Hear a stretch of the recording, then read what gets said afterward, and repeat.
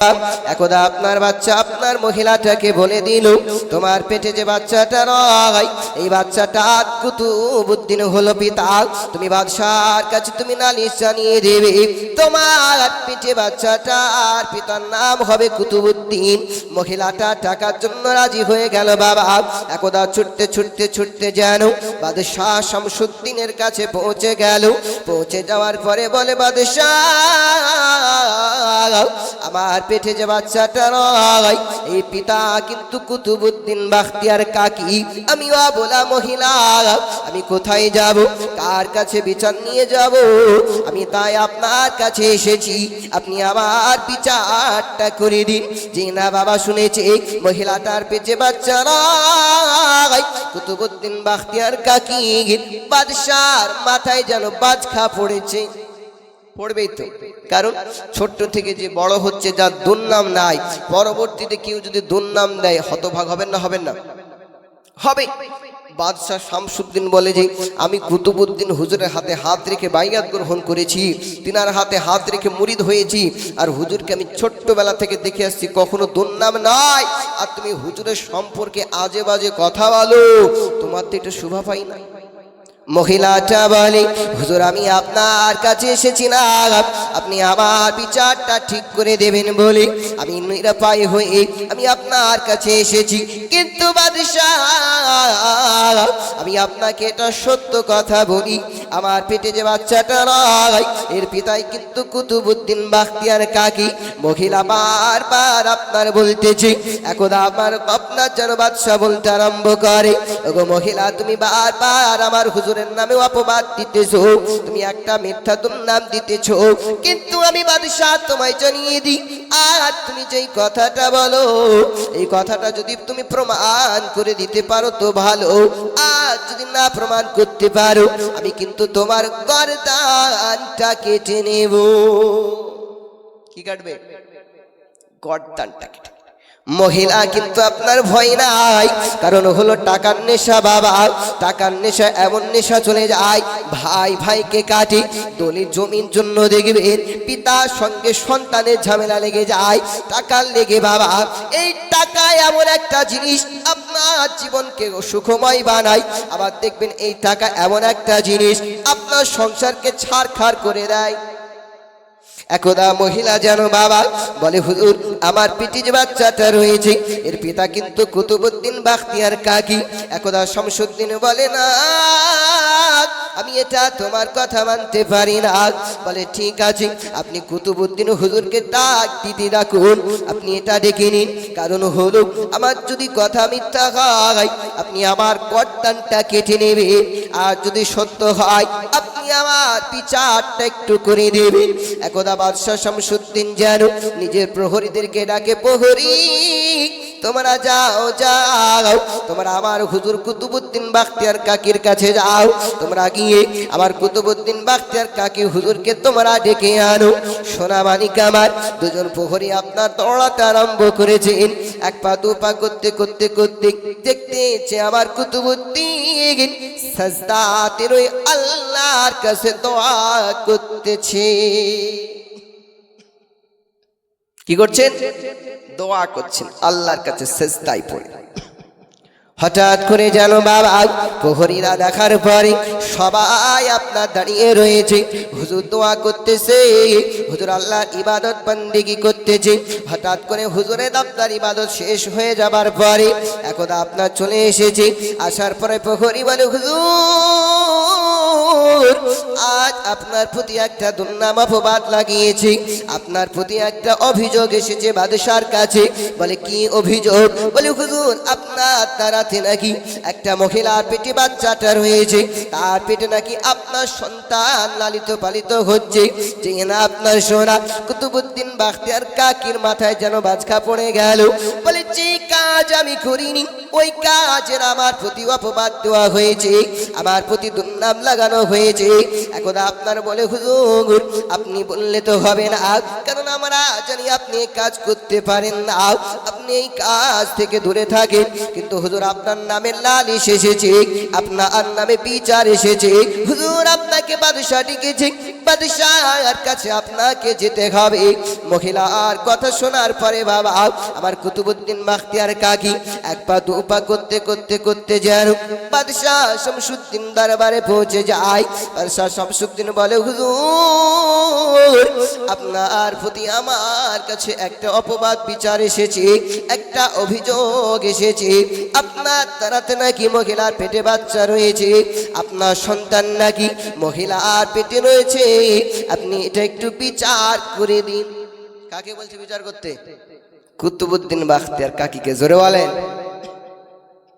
বাদশাকে নালিশ দিল কে? মহিলা।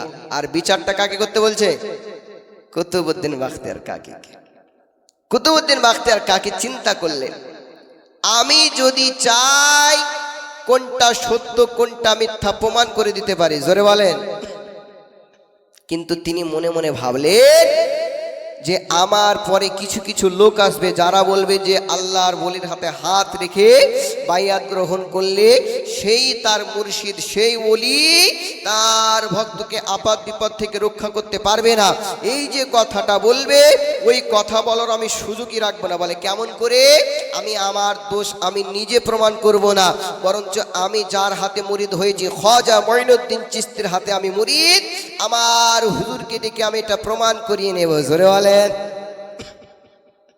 তাফরিহুল খাতিরে বাবা বাহজাতুল আসরার নামক কিতাবে বর্ণিত রয়েছে বাবা, একদা আপনার যেন কুতুবউদ্দিন আপনার সেজদাতে পড়ে গেল।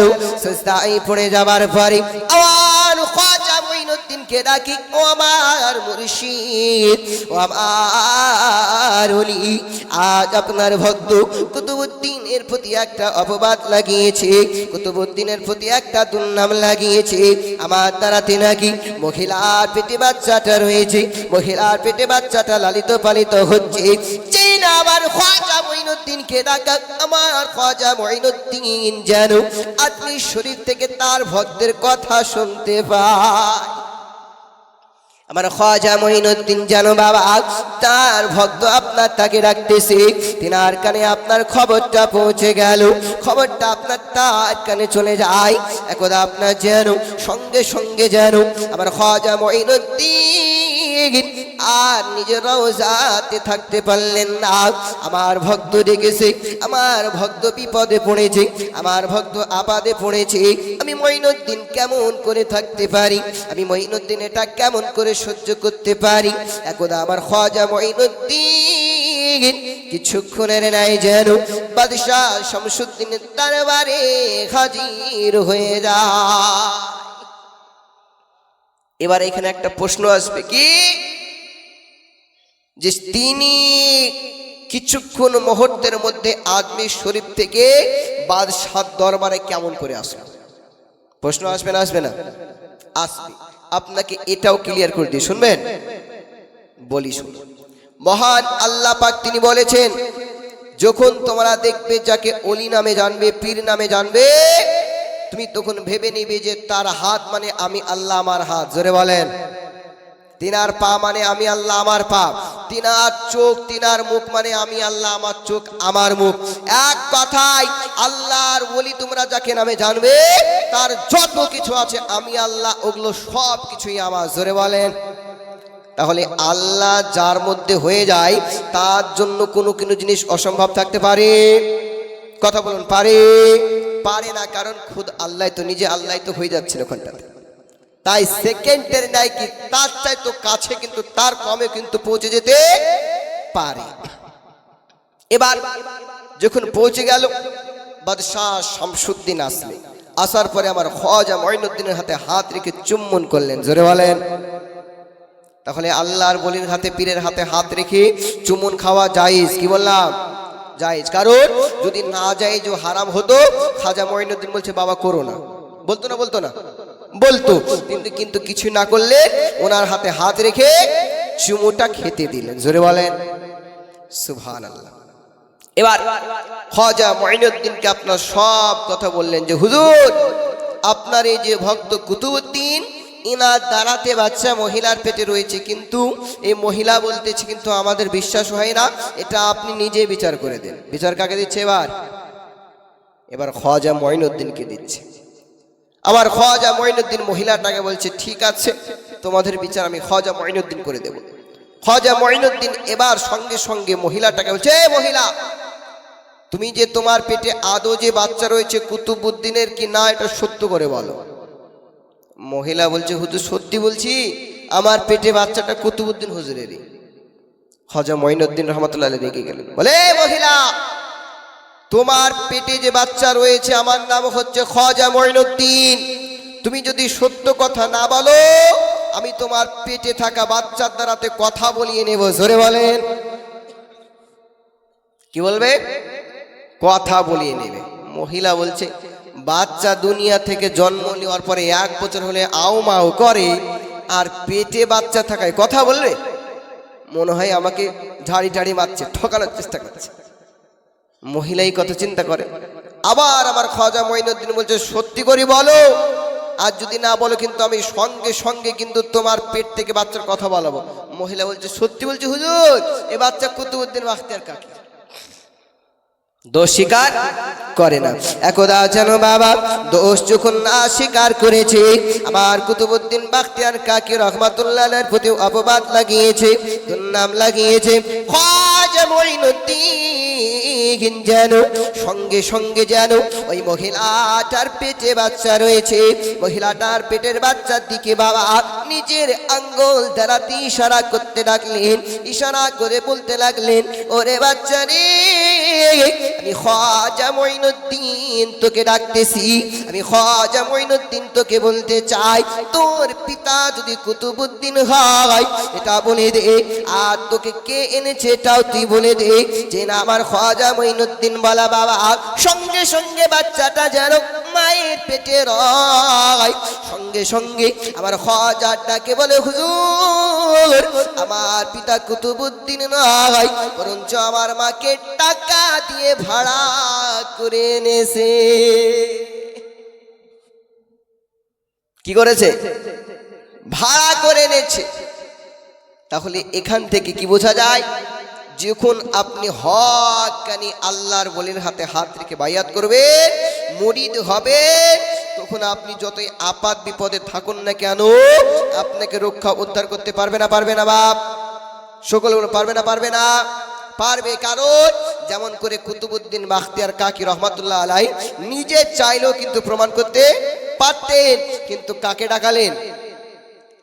খাজা মঈনুদ্দিন। কারণ যাতে করে এই যে পরবর্তী যে বিবাদ করবে, পারবে না পারবে না, এটা থুবেই না লে, এমন করে দিলেন। এবার যেন বাবা যেই না আপনার প্রমাণ হয়ে গেল, বাদশাহ শামসুদ্দিনের রাগ হয়ে যায়। আমার হুজুরের প্রতি তুমি একটা দুর্নাম লাগিয়েছো, তুমি আমার হুজুরের প্রতি অপবাদ লাগিয়েছো।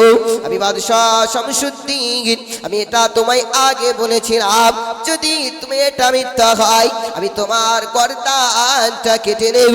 তুমি বলেছিলে ঠিক আছে, এবার চলো চলো আমি তোমার গর্দানটা কেটে নেব।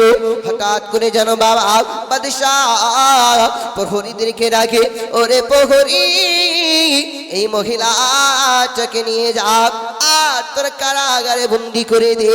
হঠাৎ একদিন সময় হবে, ওই সময়তে মহিলার গর্দানটা কেটে নেব। দেখেছেন?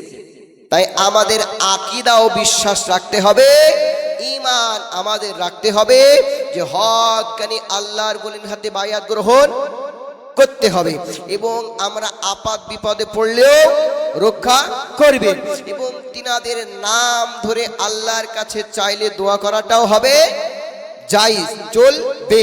আল্লাহ আমাদের সবাইকে এর প্রতি আমল করার তৌফিক দান করে। সকলে আল্লাহুম্মা আমিন। আর আল্লাহুম্মা আমিন। একবার দরুদ পড়ুন, আল্লাহুম্মা সাল্লি আলা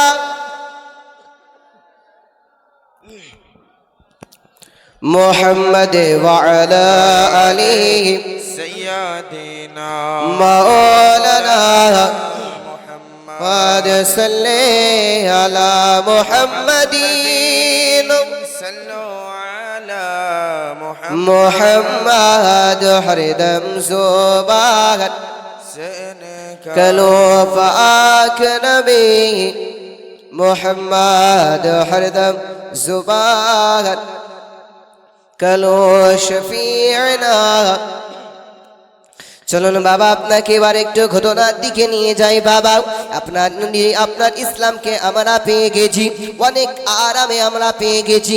সাহাবায়ে কেরামরা আপনার যুদ্ধ যেমন করে করেছিলেন কাফেরদের সঙ্গে ইসলামের ঝান্ডা বাঁচানোর জন্য, যেমন করে অনেক সাহাবায়ে কেরামরা শহীদ হয়ে গিয়েছেন, অনেক সাহাবী রাসূল আপনার কতল হয়ে গেছেন বাবা, শহীদ হয়ে গেছেন বাবা এই ইসলামকে বাঁচানোর জন্য। কিন্তু আমি আপনি কিন্তু বিনা যুদ্ধেতে ইসলাম পেয়ে গেছি, বিনা কষ্টেতে ইসলাম পেয়ে গেছি, তবু কিন্তু আমরা ইসলামকে মেনে চলাফেরা করি না, করি না। কিন্তু ইসলামকে বাঁচানোর জন্য অনেক সাহাবী রাসূল কাফেরদের সঙ্গে যুদ্ধ করতে গিয়ে অনেক ময়দানে অনেক জায়গাতে নিজের জান মানকে সব কুরবান করে দিয়েছে। অথচ আমরা ইসলামকে পেয়ে গেছি, তবুও কিন্তু ইসলামকে আমরা প্রাধান্য দিতে পারি না, মেনে চলি না। আপনি জানেন এই ইসলামকে আঁকড়ে ধরার কারণে হযরতে বেলালকে কেমন কষ্ট দেওয়া হয়েছিল, কেমন কষ্ট, কত আযাব দেওয়া হয়েছিল। ওই রকম কষ্ট যদি আমাকে আপনাকে দেয় কেউ, আমরা ইসলাম থেকে থাকবো? কি বলবো? ভাই আমার আর সহ্য হচ্ছে না, আমি ইসলাম ত্যাগ করে দিচ্ছি। বলবো না? বলবো। কিন্তু বেলাল কখনোই কালেমা ছেড়েছিল না। জোরে বলেন। একদা যেন আমার নবী পাক সাল্লাল্লাহু আলাইহি ওয়াসাল্লাম যেন 10 জনকে নিয়ে আপনার ইসলাম প্রচার করতে আরম্ভ করে, ইসলাম প্রচার করে যায়। হঠাৎ করে বেলাল যেন উমাইয়ার বাড়িতে কাজকর্ম করে, উমাইয়ার বাড়িতে আপনার গোলামতি করে। বেলালের কানে খবর গেল, বেলাল আজ মক্কা নগরী এমন একজন ব্যক্তি রয়েছে যার নাম হলো মুহাম্মদ। ওই মুহাম্মদ এত সুন্দর দেখতে, যাকে দেখার পরে অনেক মানুষ কালেমা পড়ে নেয়, যাকে দেখার পরে সত্য ধর্মের কথা প্রচার করে। ও গো বেলাল, আমি তোমায় বলতে চাই ওই ব্যক্তিটাকে একবার দেখে আসো, তুমি একবার তার দর্শন করে আসো। বেলাল মনে মনে চিন্তা করে কি এমন চেহারা, কি এমন কাজকর্ম করে যাকে দেখলে ইসলাম গ্রহণ করে নেয়, কি এমন ইসলামে রয়েছে আমি দেখব। হঠাৎ করে বেলালের আপনার মনে স্বপ্ন জেগে গেল, বেলালের মনে আশা জেগে গেল। একদিন দুদিন করতে করতে বাবা হঠাৎ করে একদিন আপনার উমাইয়াকে বলে, ও মালিক, আমি উমাইয়া, আমার মালিক, আমার নাম হলো বেলাল, আমি আপনার কাছে আজকের দিনটা ছুটি নিতে চাই। বলে কেন? ছুটি কেন নিবি? বলে আমার একটু কাজ আছে, আপনি আমাকে একটু ছুটি দেন। বলে কখন আসবি? বলে যাবো আর কিছুক্ষণ পরে চলে আসবো। বলে ঠিক আছে যা, আর তাড়াতাড়ি কিন্তু চলে আসবে। হঠাৎ করে ছুটি পেয়ে গেল বাবা। ছুটি পেয়ে যাবার পরে একদা বেলাল আপনার ছুটতে আরম্ভ করেছেন। এক পা দু পা করতে করতে করতে করতে যেন হঠাৎ করে আমার নবী পাকের কাছে পৌঁছে যায়। আমার নবী পাককে দেখে, আমার নবী পাকের চেহারা বেলাল দেখেছে, চেনা বেলালের চোখ পড়ে যায়, বেলালের মনটা আনন্দিত হয়ে যায়।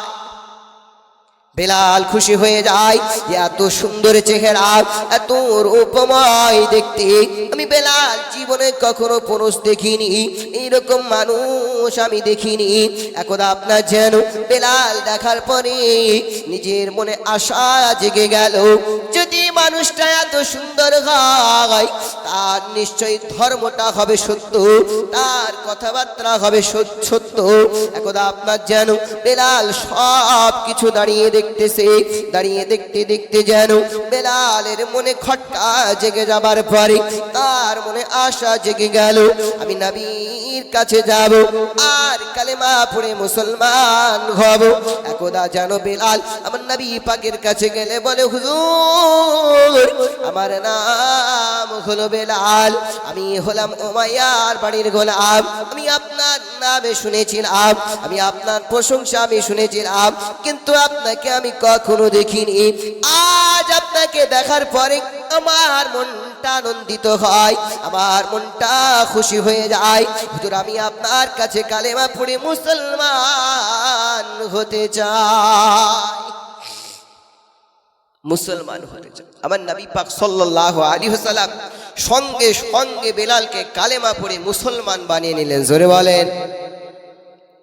একদা যেন আমার নবী পাক বেলালকে বলতে আরম্ভ করে, বেলাল, আজ তুমি উমাইয়ার বাড়ির গোলাম।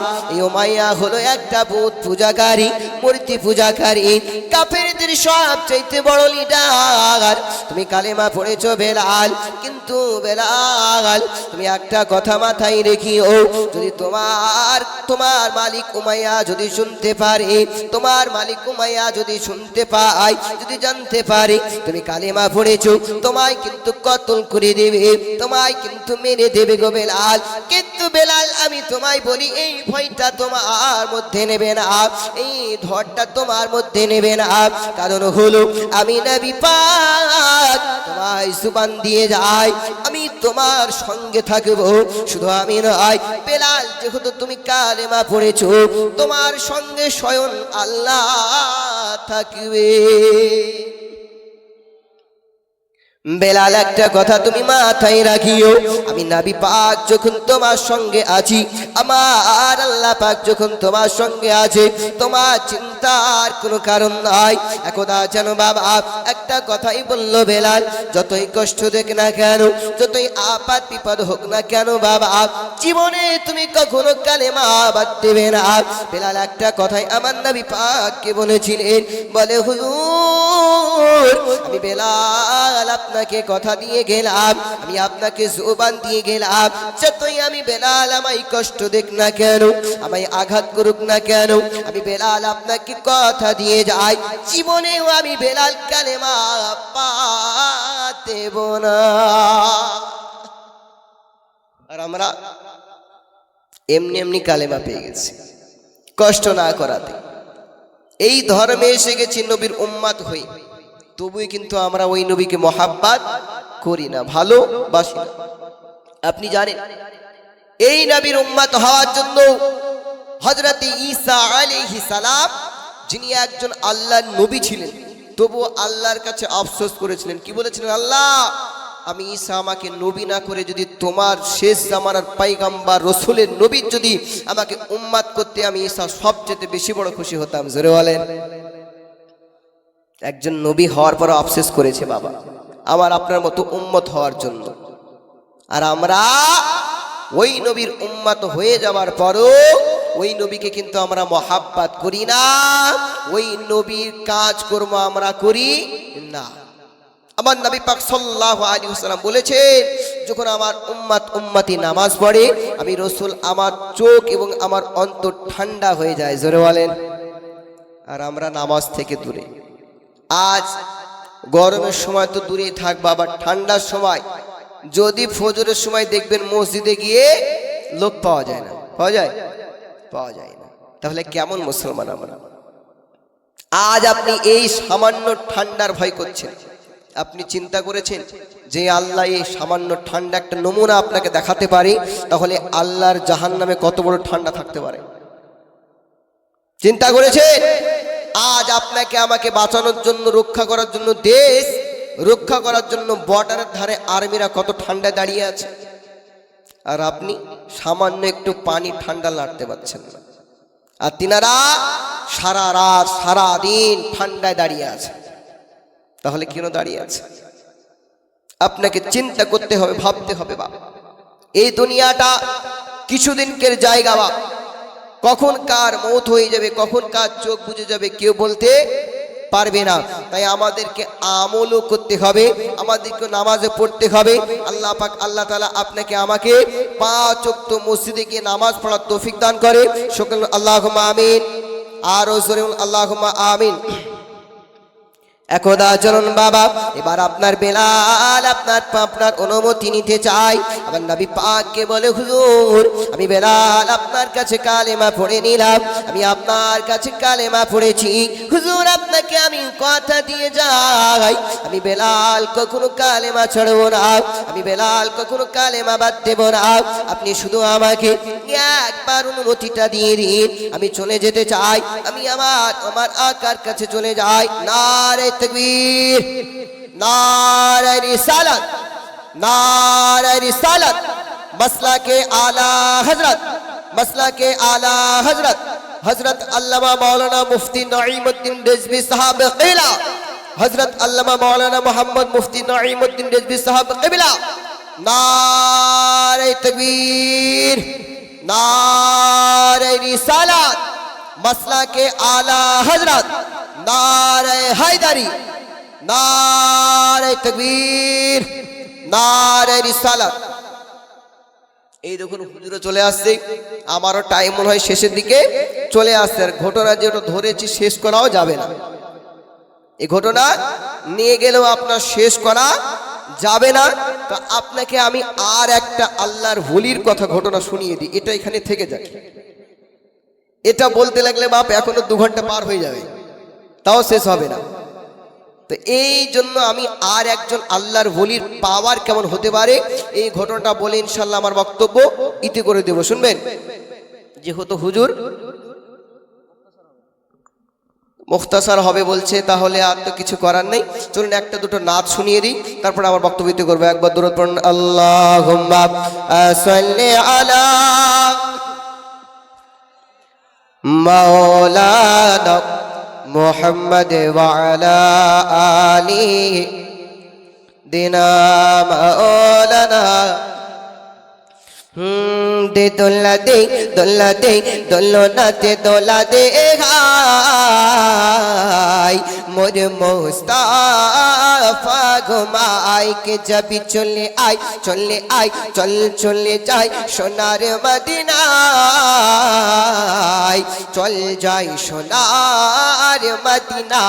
दे दोला दे दोलो नाते दोला दे गाय मोर मुस्ताफा घुमाई। जोरे बोलून कि नबीजीर दूधमा नाम तार हलीमा, नबीजीर दूधमा नाम तार हलीमा। ए थाकेन नबीर पागाराय,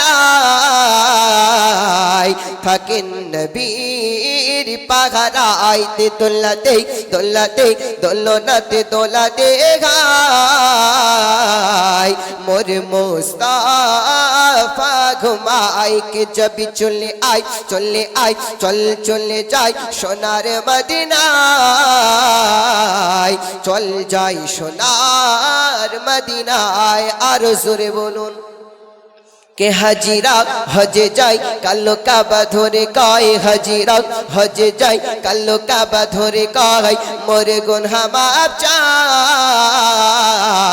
मोरे गुनहा माफ चाय। दे दोला दे दोलो नाते दोला दे गाय मोरे मुस्ताफा घुमाए के जब चले आई चले जाए सोनार मदीना,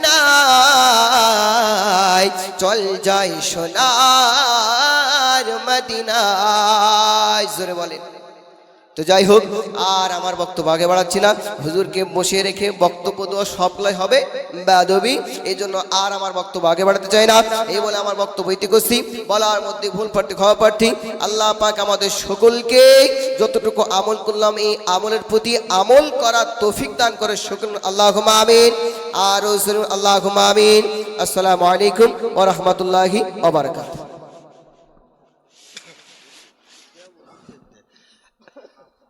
দরুদ ও সালাম নবীর দরুদ ও সালাম। জোরে বলুন।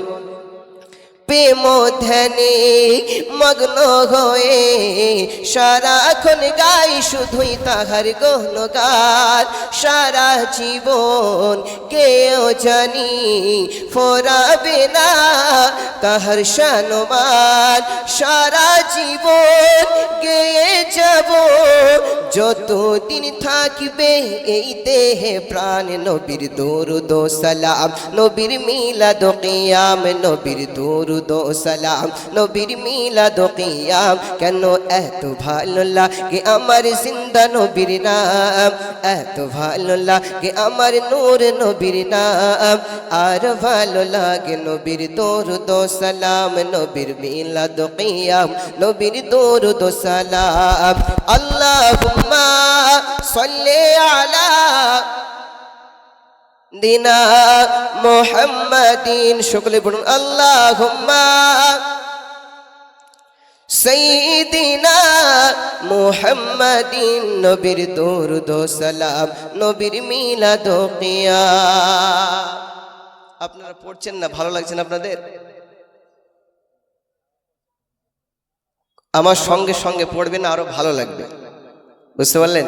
মানে পড়ছেন না তো এই জন্য মনে হচ্ছে আপনাদের ভালো লাগছে না।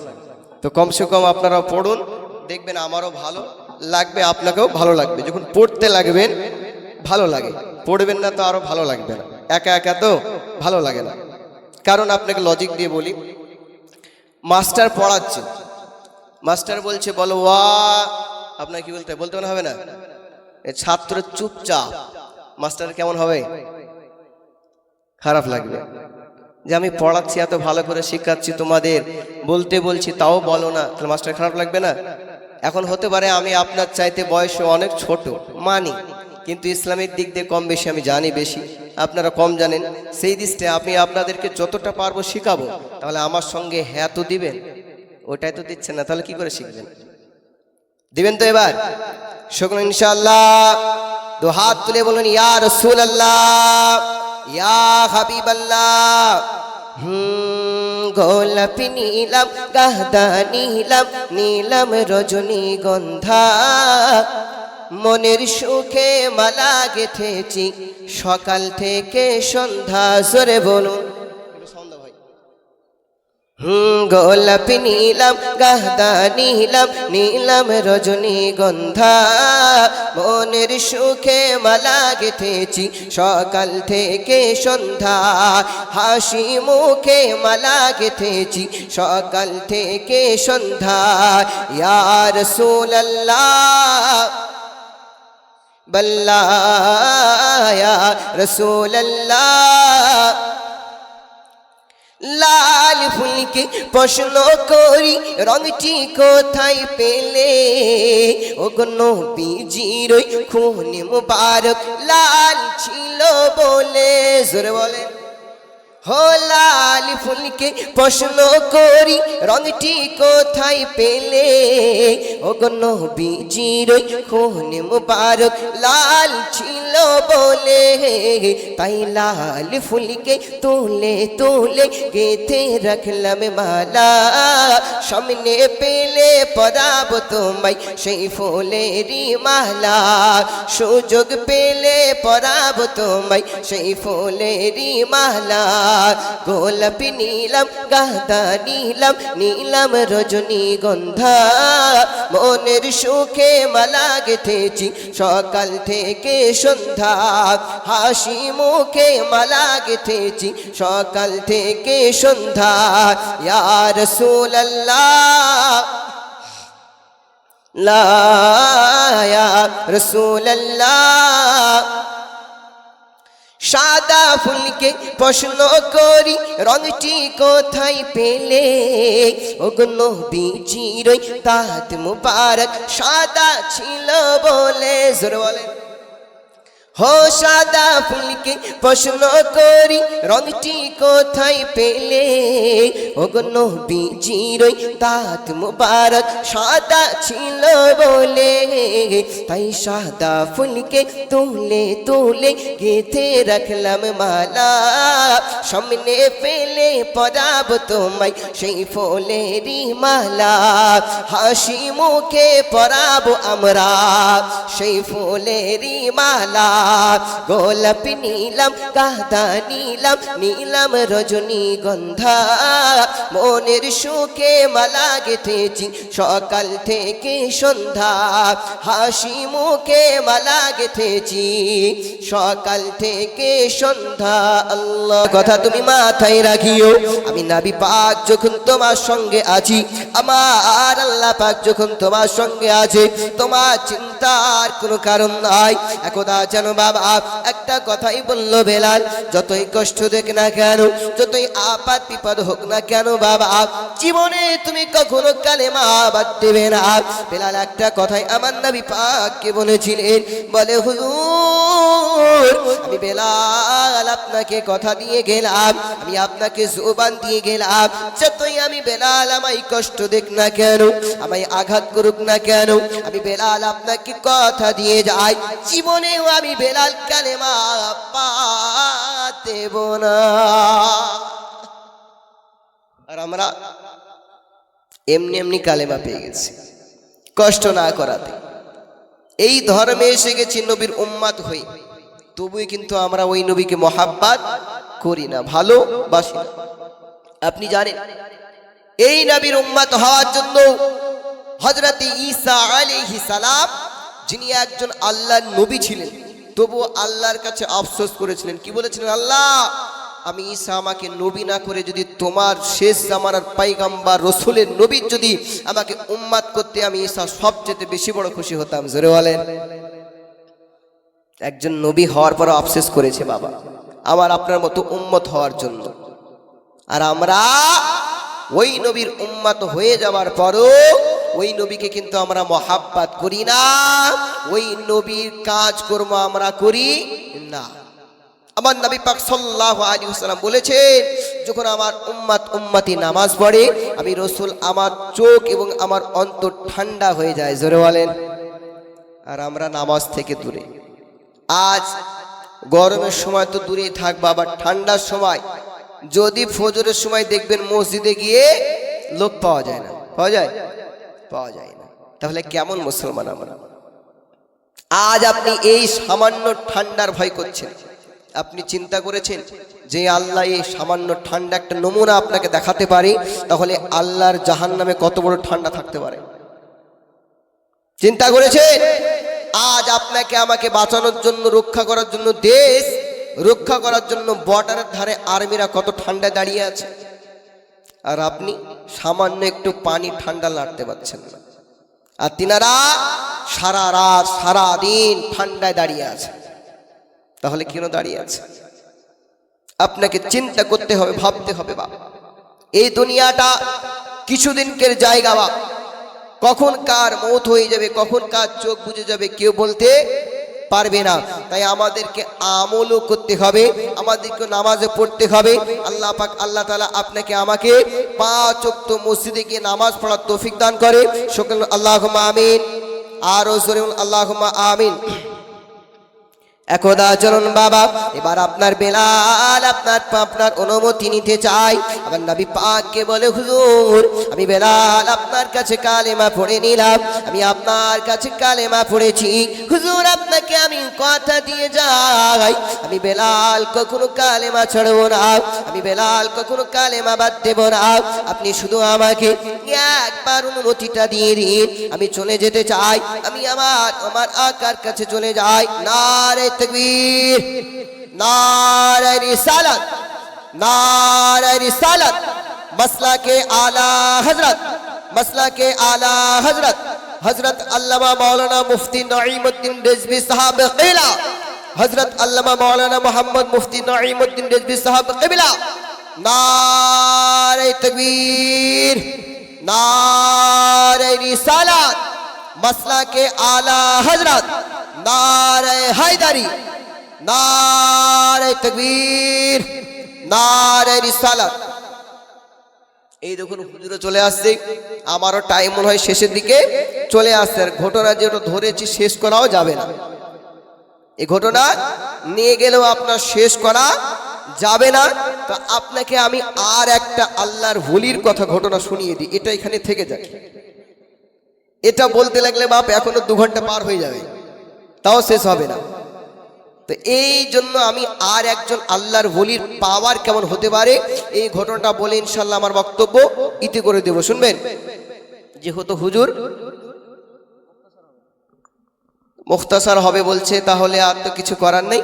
চলুন একটা দুটো নাচ শুনিয়ে দিই, তারপর আমার বক্তব্য ইতি করবো। একবার দরুদ পড়ুন, আল্লাহুম্মা সাল্লি আলা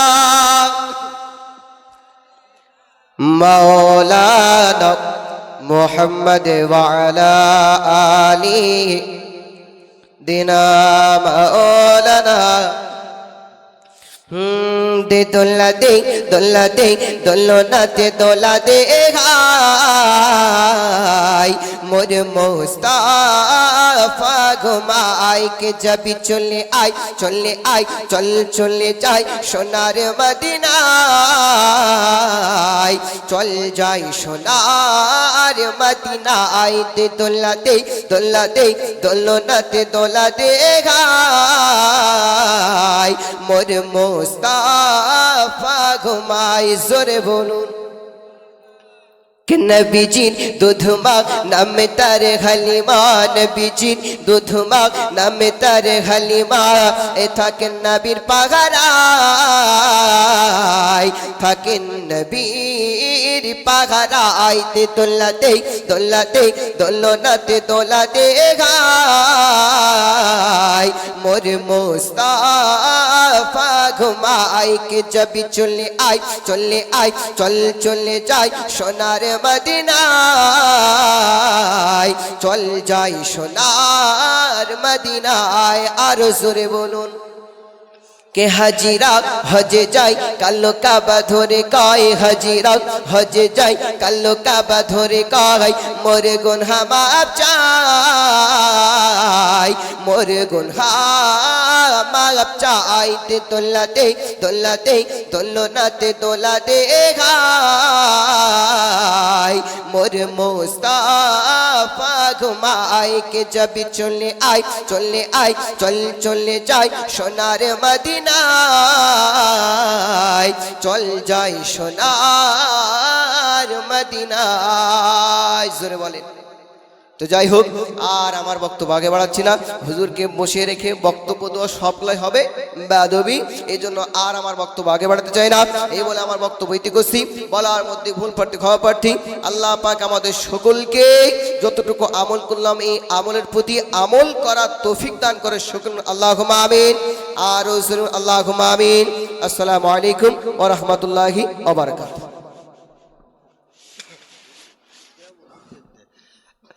اللهم صل على